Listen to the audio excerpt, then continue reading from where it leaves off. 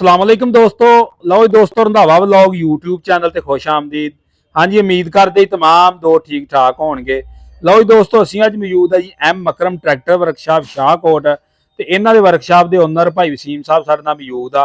इन्हां नाल असीं गलबात करदे आ और इन्हां ने ट्रैक्टर अज तैयार कीता एक फीएट 480 और इस दे बारे मुकम्मल मालूमात दिंदे आ कि इस ट्रैक्टर नाल की कीता वा और ये ट्रैक्टर मॉडल किहड़ा वा, इस ट्रैक्टर ते किन्ना खर्चा आया वा, मुकम्मल अपडेट दोस्तां नूं दिंदे आ।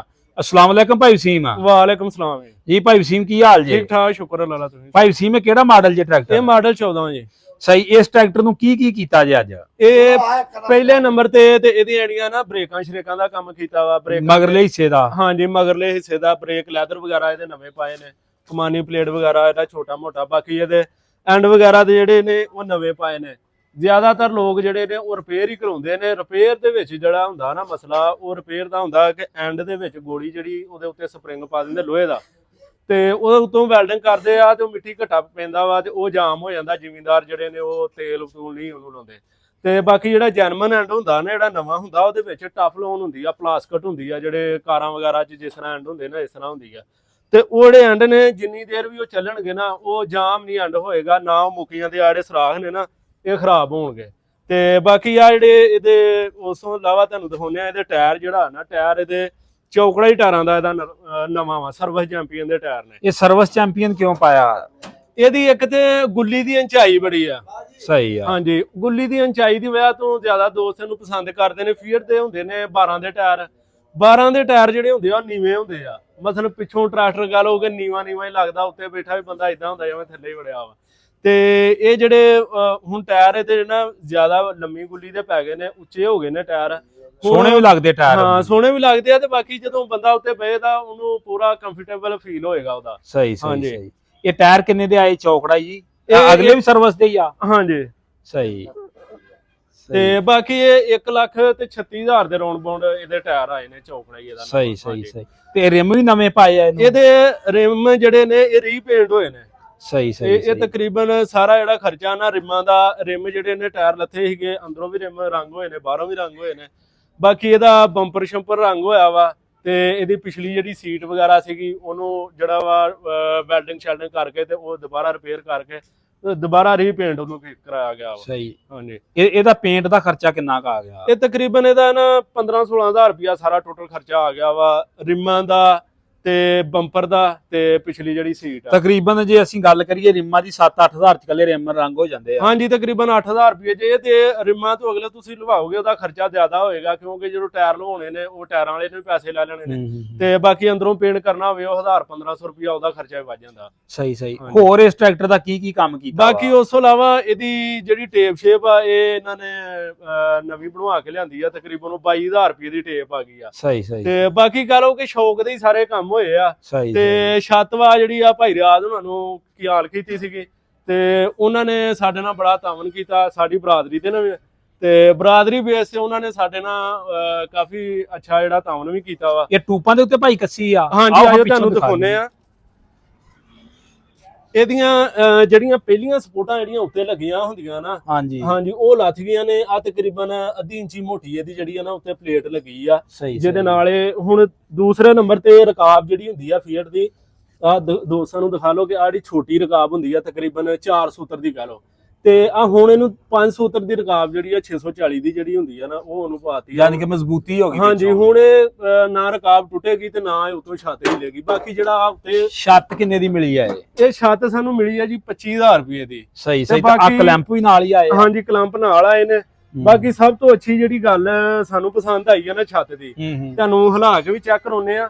ਬਾਕੀ ਆ 2 ਕਾਬਲੇ ਲੱਗੇ ਨੇ ਥੱਲੇ। ਹਾਂਜੀ, ਆ ਕਲੰਪ ਜਿਹੜਾ ਲੱਗਾ ਨਾ, ਬੜਾ ਬਿਹਤਰੀਨ ਕਲੰਪ ਬਣਾਇਆ ਵਾ। ਪੂਰੀ ਇਹਦੀ ਫਿਟਿੰਗ ਆ, ਛੱਤ ਦੀ ਬਿਹਤਰੀਨ ਫਿਟਿੰਗ ਆ। ਤੇ ਆ ਜਿਹੜਾ ਕਲੰਪ ਲੱਗਾ ਵੈਲਡਿੰਗ ਨਹੀਂ ਹੋਇਆ, ਵੈਸੇ ਹੀ ਲੱਗਾ ਵਾ।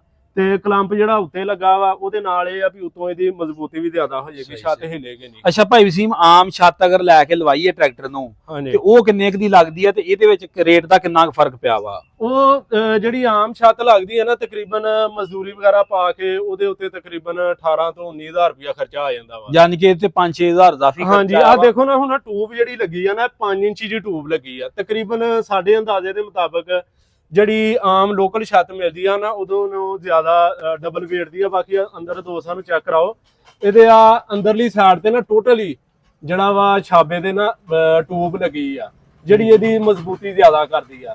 ਬਾਕੀ ਜਿਹੜੀ ਆਮ ਛੱਤ ਹੁੰਦੀ ਆ ਉਹਦੇ ਇੱਥੇ ਕਾਬਲੇ ਲੱਗੇ ਹੁੰਦੇ ਨੇ, ਉਹ ਟੂਬ ਬਹਿੰਦੀ ਜਾਂਦੀ ਆ, ਕਸਾਈ ਨਹੀਂ ਖਾਂਦੀ।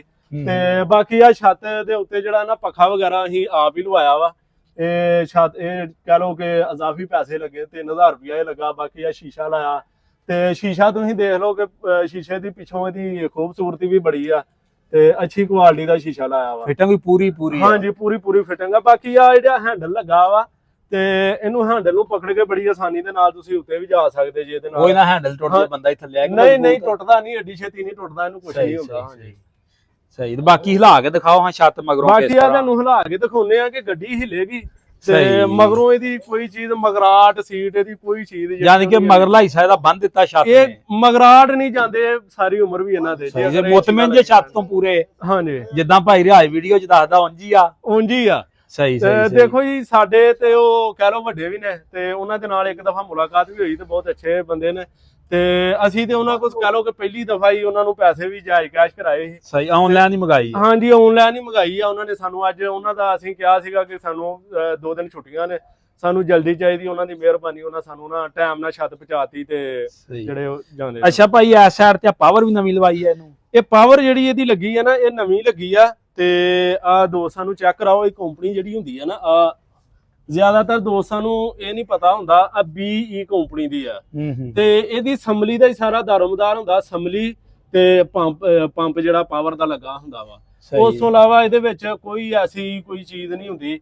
ਅਸੈਂਬਲੀ ਸਹੀ ਹੋਵੇ ਤੇ ਪਾਵਰ ਜਿਹੜੀ ਹੈ ਨਾ ਬਿਹਤਰੀਨ ਕੰਮ ਕਰੇਗੀ, ਪੰਪ ਵਗੈਰਾ ਸਹੀ ਹੋਵੇ। ਸਹੀ। ਅੱਛਾ, ਇਹ ਪਾਵਰ ਮੁਕੰਮਲ ਸੈੱਟ ਕਿੰਨੇ ਦਾ ਆਇਆ ਜੀ? ਇਹਦੇ ਬਾਰੇ ਸਾਡੇ ਦੋਸਤ। ਇਹ ਜਿਹੜਾ ਨਾ 27,500 ਰੁਪਏ ਦੀ ਮੁਕੰਮਲ ਪਾਵਰ ਜਿਹੜੀ ਆਈ, ਮੁਕੰਮਲ ਸੈੱਟ ਪੂਰਾ। ਦੇਖੋ ਨਾ, ਕਲੰਪ ਸ਼ਲੰਪ ਵੀ ਇਹਦੇ ਨਾਲ ਨੇ, ਆ ਪੈਪਾਂ ਜਿਹੜੇ ਨਾ ਸਾਰੇ ਸੇਫਟੀ ਇਹਦੇ ਨਾਲ ਨੇ, ਪੈਪ ਵੀ ਇਹਦੇ ਆਪਣੇ ਨਾਲ ਦੇ ਆ। ਹਾਂਜੀ ਮੁਕੰਮਲ ਹਰ ਚੀਜ਼, ਇੱਕ ਕਿਲ ਕਾਬਲਾ ਵਾਸ਼ਲ ਤੱਕ ਵੀ ਜਿਹੜੀ ਇਹਦੀ। ਇਹ ਦੇਸੀ ਵਿੱਚ ਆਉਂਦੀ ਆ ਕਿ ਜਾਂ ਇਹ ਵਲੈਤੀ ਆ? ਇਹ ਪਾਕਿਸਤਾਨੀ ਆ, ਜਿਹੜੀ ਅੱਜ ਕੱਲ ਕਹਿ ਲਓ ਕਿ ਨਵੀਆਂ ਗੱਡੀਆਂ ਨੂੰ ਵੀ ਲੱਗ ਰਹੀ ਆ। ਨਵੀਆਂ ਨੂੰ ਵੀ ਇਹੀ ਆ ਰਹੀ ਆ। ਤੇ ਬਾਕੀ ਮਜ਼ੇਦਾਰੀ ਦੀ ਤੁਹਾਨੂੰ ਗੱਲ ਦੱਸਦੇ ਆ ਕਿ ਸਾਡੇ ਜਿਹੜੇ ਜ਼ਿਮੀਂਦਾਰ ਹਜ਼ਰਾਤ ਨੇ, ਉਹਨਾਂ ਨੂੰ ਇਸ ਗੱਲ ਦਾ ਇਲਮ ਨਹੀਂ ਹੈ।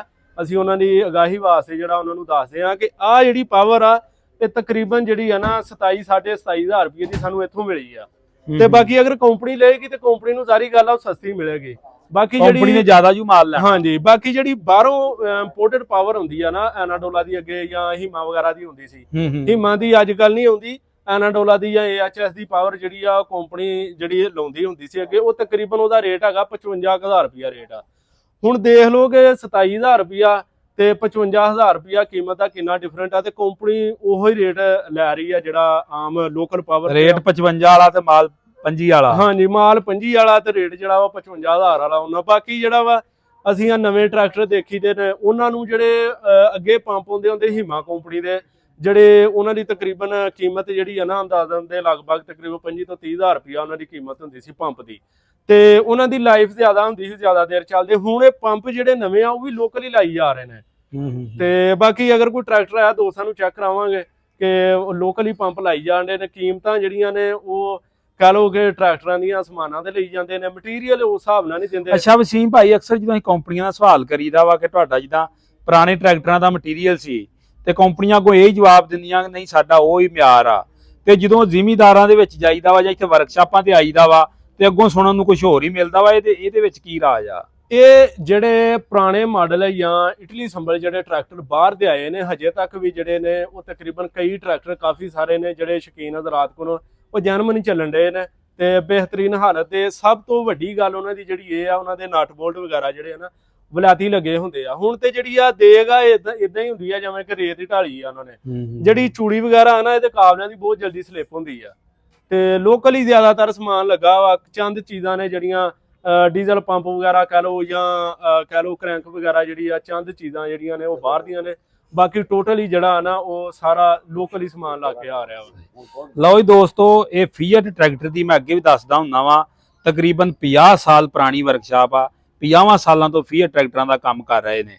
ਤੇ ਬਾਕੀ ਭਾਈ ਵਸੀਮ ਆਪਣਾ ਰਾਬਤਾ ਨੰਬਰ ਦਿਓ, ਅਗਰ ਕਿਸੇ ਨੇ ਕੋਈ ਮਾਲੂਮਾਤ ਲੈਣੀ ਹੋਵੇ ਫੀਅਟ ਟਰੈਕਟਰਾਂ ਦੇ ਬਾਰੇ, ਤੁਹਾਡੇ ਕੋਲ ਕੰਮ ਸ਼ਮ ਕਰਵਾਉਣ ਦੇ ਬਾਰੇ ਪੁੱਛਣਾ ਹੋਵੇ ਤਾਂ ਤੁਹਾਡੇ ਨਾਲ ਰਾਬਤਾ ਕਰ ਸਕਦੇ। ਮੇਰਾ ਨੰਬਰ ਹੈ 0344 1200 ਪੂਰਾ 892। ਤੇ 0305 91 48 372। ਸਹੀ। ਤੇ ਐਡਰੈਸ ਸ਼ਾਹਕੋਟ ਜ਼ਿਲ੍ਹਾ ਹਾਂਜੀ ਨਨਕਾਣਾ। ਜ਼ਿਲ੍ਹਾ ਨਨਕਾਣਾ ਤੇ ਲਾਰੀ ਅੱਡੇ ਦੇ ਵਿੱਚ ਹੀ ਸਾਡੀ ਵਰਕਸ਼ਾਪ ਆ। ਸ਼ਾਹਕੋਟ। ਹਾਂਜੀ ਸ਼ਾਹਕੋਟ ਦੇ ਵਿੱਚ। ਲਓ ਜੀ ਦੋਸਤੋ, ਇਹ ਟਰੈਕਟਰ ਸੀ ਜਿਹਦੇ ਬਾਰੇ ਅਸੀਂ ਇਨਫੋਰਮੇਸ਼ਨ ਦਿੱਤੀ ਆ। ਇਹਦਾ ਇਹਨਾਂ ਨੇ ਕੰਮਕਾਰ ਕਰਵਾਇਆ ਔਰ ਮਾਸ਼ਾਅੱਲਾ ਟਰੈਕਟਰ ਪੂਰੇ ਸ਼ੌਕ ਨਾਲ ਤਿਆਰ ਕਰਵਾਇਆ ਵਾ। ਬਾਕੀ ਅਗਰ ਦੋਸਤੋ ਵੀਡੀਓ ਅੱਛੀ ਲੱਗੇ ਤੇ ਵੀਡੀਓ ਨੂੰ ਲਾਈਕ ਕਰਨਾ, ਸ਼ੇਅਰ ਕਰ ਵੀਡੀਓ ਅਗਰ ਅੱਛੀ ਲੱਗੇ ਤੇ ਵੀਡੀਓ ਨੂੰ ਲਾਈਕ ਕਰਿਓ, ਸ਼ੇਅਰ ਕਰਿਓ। ਚੈਨਲ ਤੇ ਨਵੇਂ ਤੇ ਚੈਨਲ ਨੂੰ ਕਰ ਲਿਓ ਸਬਸਕ੍ਰਾਈਬ। ਓਕੇ, ਅੱਲਾਹ ਹਾਫਿਜ਼।